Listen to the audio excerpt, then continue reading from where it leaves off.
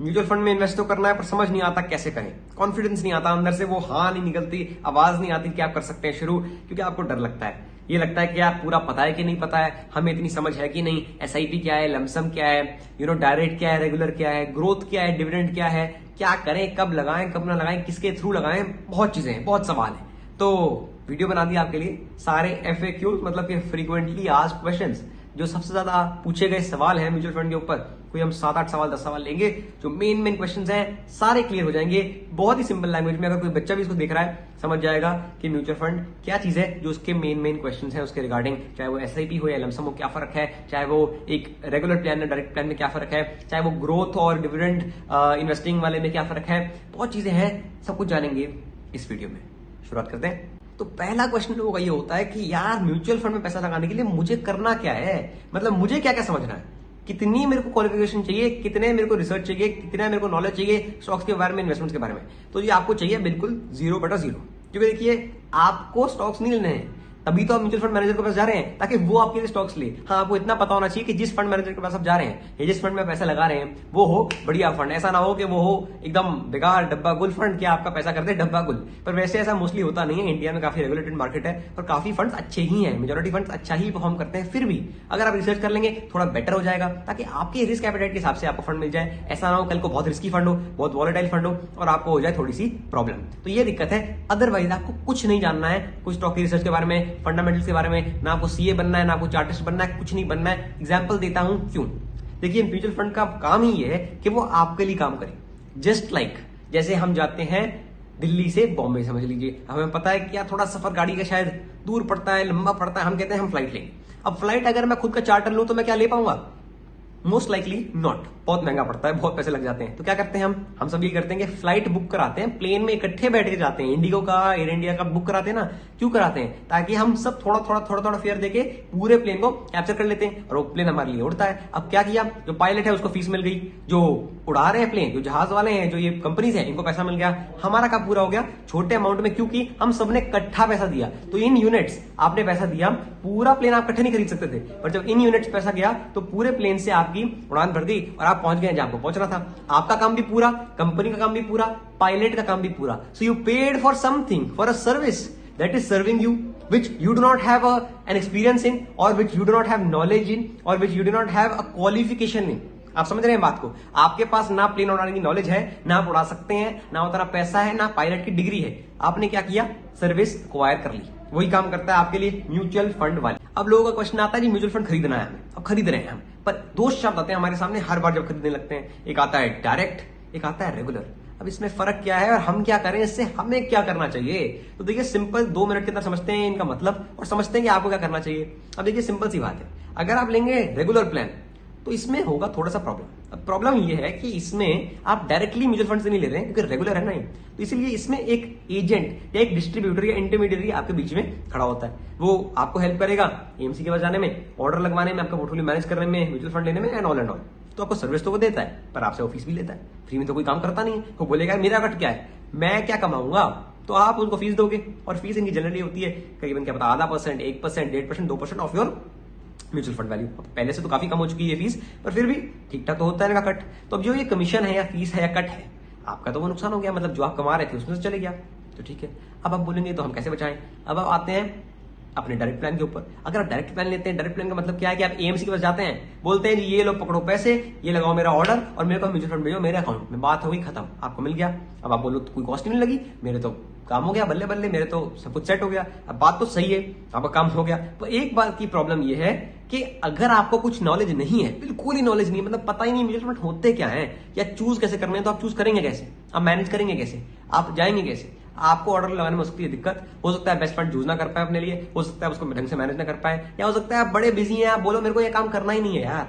तो इसलिए काम आता है आपका ये रेगुलर प्लान कि आप किसी एजेंट के थ्रू, डिस्ट्रीब्यूटर के थ्रू, कोई इन्वेस्टमेंट एडवाइजर के थ्रू, कोई फाइनेंशियल एडवाइजर के थ्रू, किसी कंसल्टेंट के थ्रू ये काम करवाएं, फीस उसको दें, पर वो आपका काम संभालता रहे। तो आपने बोला चल यार मेरे को 1-2% से फर्क नहीं पड़ता, पर तू मेरा काम करता रहे, तो वो आपका काम करता रहेगा। तो ये है इसका फायदा जो आपके फीस देने का या आपके कमीशन देने का to the agent for a regular plan. पर अगर आपको थोड़ी बहुत भी नॉलेज है, थोड़ी बहुत भी समझ है, आप ऐप से सीधा आजकल ब्रोकरेजेस आ रही हैं जो डायरेक्ट प्लान बेचती हैं, तो ये काफी लो कॉस्ट होते हैं, क्योंकि आपका खर्चा तो है ही नहीं। डायरेक्टली एएमसी का ऑर्डर किया, ऑलमोस्ट जीरो कॉस्ट पे म्यूचुअल फंड आ गया आपके हाथ में, आपके यूनिट्स आ गए आपके डीमैट के अकाउंट में, काम हो गया पूरा का पूरा खत्म। आगे बढ़ते हैं। तो जी अब सवाल ये आता है कि म्यूचुअल फंड क्या सिर्फ स्टॉक्स में इन्वेस्ट करता है? क्योंकि काफी लोग स्टॉक से डरते हैं। आपको पता है हमारे देश में क्या हाल है, बहुत ही लोग बहुत स्टॉक से डरते हैं, बोलते हैं जी हमें चैन की नींद नहीं आती, हम तो एफडी वाले इंसान हैं, हमें तो फिक्स रिटर्न चाहिए, चाहे कम मिले ठीक है चलेगा, पर मुझे फिक्स चाहिए। तो मुझे ऊपर नीचे उतार चढ़ाव नहीं चाहिए स्टॉक्स का। स्टॉक्स तो वैसे बहुत ऊपर नीचे करते हैं, थोड़ा बहुत तो समझ आता है, ये तो रोज ऊपर नीचे करते हैं, इतना मुझे नहीं चाहिए। तो क्या कर सकते हैं? तो आप बिल्कुल म्यूचुअल फंड में इन्वेस्ट कर सकते हैं, क्योंकि म्यूचुअल फंड की अलग अलग होती है कैटेगरीज। एक बात समझनी पड़ेगी, पहले म्यूचुअल फंड कोई खुद एक एसेट नहीं है, एक एसेट क्लास नहीं है, एक इंस्ट्रूमेंट नहीं है, एक व्हीकल है, इन्वेस्टमेंट व्हीकल है जो आपको अपने फाइनेंशियल जर्नी में हेल्प करता है। मतलब आपके लिए फीस लेके, जैसे मैंने बताया था पहले आपको, आपके लिए अलग अलग एसेट्स में इन्वेस्ट कर देता है। तो वो खुद एक एसेट नहीं है, वो एक बस व्हीकल है जो इसमें इन्वेस्ट कर रहा है। इसका मतलब कि म्यूचुअल फंड सिर्फ स्टॉक्स के नहीं होते हैं। म्यूचुअल फंड की बास्केट्स स्टॉक्स में भी होती हैं, मे बी गोल्ड में भी होती हैं, सिल्वर में भी होती हैं, आपके बॉन्ड्स में होती हैं, कॉर्पोरेट बॉन्ड्स में होती हैं, मनी मार्केट में होती हैं, और बहुत सारी चीजों में होती हैं। तो बेसिकली फिक्स्ड इनकम इंस्ट्रूमेंट्स जो फिक्स्ड रिटर्न देते हैं, उनमें भी आपके ये म्यूचुअल फंड काम करते हैं, जैसे कि date funds, bonds and etcetera etcetera.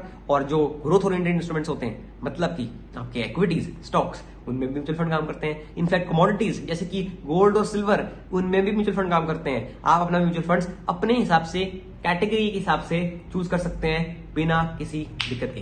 Clear, sorted. आगे बढ़ते हैं। अब लोग पूछते हैं कि यार ये ग्रोथ और आईडीसीडब्ल्यू क्या होता है? ये हर जगह शब्द दिखता है, जैसे हम म्यूचुअल फंड इन्वेस्ट करते हैं हमें हर म्यूचुअल फंड में दिखता है। इसका मतलब क्या है पहले ये समझाओ, पहले समझ लेते हैं। आईडीसीडब्ल्यू, इनकम डिस्ट्रीब्यूशन विद कैपिटल। मतलब सिंपल है, जैसे शब्द कह रहा है वैसे ही मतलब है कि जी आपको कैपिटल के साथ साथ इनकम मिलेगी। क्यों मिलेगी? क्योंकि जब म्यूचुअल फंड की बढ़त होती है, मतलब जो उसका यूनिट प्राइस बढ़ता है, जो एनएवी बढ़ता है, एनएवी नेट एसेट वैल्यू बढ़ती है म्यूचुअल फंड की, तो आपको प्रॉफिट होता है। अब प्रॉफिट आप बोलते हो नहीं मैं तो रेगुलर इनकम वाला इंसान हूं, मुझे तो हर महीने या हर क्वार्टर या हर साल या जो भी फ्रीक्वेंसी है उस पर मुझे इनकम चाहिए। तो इनकम जो है डिस्ट्रीब्यूट होती रहती है in the form of dividends हो गए या प्रॉफिट्स हो गए या इंटरेस्ट हो गए, जो भी हो गए, आपकी अर्निंग वो आपको भेजते रहते हैं वापस। तो उसमें क्या होगा? एनएवी तो बढ़ेगा नहीं, क्योंकि आप ये दोनों तरफ थोड़ा कमाई दे देंगे आपको वो। तो एनएवी जो है यूजुअली इसमें ज्यादा नहीं बढ़ता, मतलब जो नेट एसेट वैल्यू है यूनिट की, जो म्यूचुअल फंड की, वो या ज्यादातर स्टेबल रहती है या थोड़ी बहुत ही बढ़ती है। अगर आप 10 साल बाद देखेंगे तो ऐसा नहीं है कि कोई 10-20 गुना हो जाती है, क्योंकि आपको इनकम भी मिल गई है ना काफी हद तक। जो उनका प्रॉफिट था उन्होंने इनकम के फॉर्म में दे दिया है, तो आपका पैसा आगे री इन्वेस्ट नहीं हुआ, आपको इनकम के फॉर्म में मिल गया, और यूनिट आपके मोस्टली वहीं पे रहे। On the other hand growth क्या होता है? ग्रोथ मतलब की ग्रोथ मतलब होगा आपका NAV grow, NAV again net asset value होगी आपकी ग्रो। मतलब इसमें आपने इनकम नहीं ली, इसमें आपने कुछ विड्रॉल नहीं लिया, इसमें आपने कोई डिविडेंड या कोई प्रॉफिट या कोई इंटरेस्ट नहीं लिए, वो सब हो गए री इन्वेस्ट, वो सब चलता गया आगे, आपको कुछ उन्होंने निकाल के नहीं दिया। तो अगर आपने आज के दिन पे 100 यूनिट खरीदे हैं 10 रुपए के रेट पे, मतलब 1000 रुपए की करिए इन्वेस्टमेंट, और 10 साल बाद यही 100 यूनिट ही रहेंगे, पर यही 100 यूनिट एनएवी हो जाती है 30 रुपए, तो 3 गुना हो गया पैसा। मतलब इन्वेस्टमेंट अमाउंट 1000 की हो गई, अब टोटल अमाउंट 3000, आपका पैसा हो गया 3 गुना। आपको बीच में कुछ नहीं मिला, पर टोटल पैसा 3 गुना हो गया। तो चाहे आपने अब लाख लगाए होते 3 लाख हो जाते, करोड़ लगाए होते 3 करोड़ हो जाते, या जो भी लगाए होते वो आपका अकॉर्डिंगली बढ़ गया होता, क्योंकि आपने ग्रोथ प्लान चुना। तो ग्रोथ प्लान में आपको बीच बीच में कुछ नहीं मिलेगा, म्यूचुअल फंड आपको कुछ देगा नहीं, पर at the end of the time आपका इन्वेस्टमेंट अमाउंट जरूर बढ़ जाएगा, इन्वेस्टमेंट पोर्टफोलियो का साइज जरूर बढ़ जाएगा, और आप उसको अकॉर्डिंगली फिर अगर विड्रॉ करना चाहें तो कर सकते हैं, रिडीम करना चाहें तो कर सकते हैं। पर इनकम वाले मेथड में उन लोगों के लिए अच्छा है जो रेगुलर इनकम को चाहते हैं। पर एक रिक्वेस्ट है, प्लीज जरा इसके डिस्क्लोजर्स पढ़ लीजिएगा, डिस्क्लेमर पढ़ लीजिएगा, इसके डॉक्यूमेंट पढ़ लीजिएगा जो स्कीम रिलेटेड होते हैं, क्योंकि पता नहीं है कि किस प्रोपोर्शन में, किस फ्रीक्वेंसी में, किस अमाउंट में आपको ये पैसा मिलेगा, कब कब मिलेगा, कैसे मिलेगा, वो प्लीज आप पढ़ लीजिएगा, ताकि कोई दिक्कत इन्वेस्टमेंट करने से पहले ना आए। आगे बढ़ते हैं जी। क्वेश्चन आगे ये इसमें लिखा हुआ है कि एसआईपी करें या लमसम करें। पहले समझ लेते हैं फर्क क्या है, फिर समझ लेते हैं क्या हमें करना चाहिए। एसआईपी क्या है? SIP systematic investment plan. अच्छा जी, सिस्टमैटिकली हमें करना है इन्वेस्टमेंट, सिंपल सी बात है। सिस्टमैटिकली कैसे इन्वेस्टमेंट होता है कि हर महीने आपने लगा ली डेट, इस डेट पे मैं 1 तारीख को या 3 तारीख को या 5 तारीख को या 7 तारीख को पैसे भरते रहूंगा म्यूचुअल फंड वाले को, और वो अपने आप मेरा इन्वेस्ट करते रहेगा। इसका फायदा क्या है? फायदा नंबर 1 कि आपका पैसा जा रहा है चंक्स में, तो एक ही बार में आपको बहुत बड़ा इन्वेस्टमेंट नहीं करना, तो आपके लिए ज्यादा पेनफुल नहीं, कोई चंक्स में आप दे सकते हैं, टुकड़ों टुकड़ों में, जैसे आप कमाएंगे वैसे ही आप देते रहिए। फायदा नंबर 2 इसमें होती रहेगी रुपी कॉस्ट एवरेजिंग। ये क्या होती है? रुपी कॉस्ट एवरेजिंग ये मतलब है कि आपका जो कॉस्ट है, जो यूनिट की कॉस्ट है, जो एवरेज प्राइस है इन्वेस्टमेंट का, वो होता रहता है इसमें एवरेज डाउन। मतलब कि अगर कभी मार्केट फॉल करता है तो आपको अगले महीने उस पर यूनिट मिलेंगे। फॉर एग्जाम्पल ले लेते हैं, अगर आपने इस महीने खरीदे 10 यूनिट एट 100 रुपए एनएवी, कितना इन्वेस्टमेंट हो गया? 1000 रुपए का। बात हो गई खत्म। अब अगले महीने भी 1000 रुपए की इन्वेस्टमेंट है, पर अगर यही एनएवी आपको मिल रहा है 90 पे, तो यूनिट आपके 100 नहीं आएंगे, ज्यादा आएंगे, क्योंकि 100 में तो 900 रुपए लगे ना, तो 1000 रुपए के हिसाब से आपके ज्यादा यूनिट आएंगे ताकि आपकी इन्वेस्टमेंट हो जाए पूरी। तो अब बात क्या हुई इसमें, बात यह हुई कि यूनिट ज्यादा आ गए और प्राइस कम हो गया, तो जब मार्केट नीचे गिरेगी तो आपका एवरेज डाउन नीचे हो जाएगा, ऊपर जाएगी एवरेज डाउन ऊपर हो जाएगा। Over long period of time आपको स्ट्रेस नहीं होता कि ऊपर लेना है कि नीचे लेना है कि कहां लेना है कि कहां बेचना है, क्योंकि आपकी इन्वेस्टमेंट कंटिन्यूली ग्रो करे जा रही है। क्योंकि जब मार्केट नीचे है तो उसने नीचे ले लिया, ऊपर है तो ऊपर ले लिया। एट दी एंड जब ग्रोथ आएगी over period of 10 years 20 years, अगर मानो निफ्टी ग्रो करेगा, ऑफकोर्स करेगा, राइट, तो उसमें तो आपका एसआईपी पैसा बनाएगा ही, क्योंकि जो आपने नीचे मान लिया था वो सब आ जाएंगे प्रॉफिट में। इसको बोलते हैं रुपी कॉस्ट एवरेजिंग।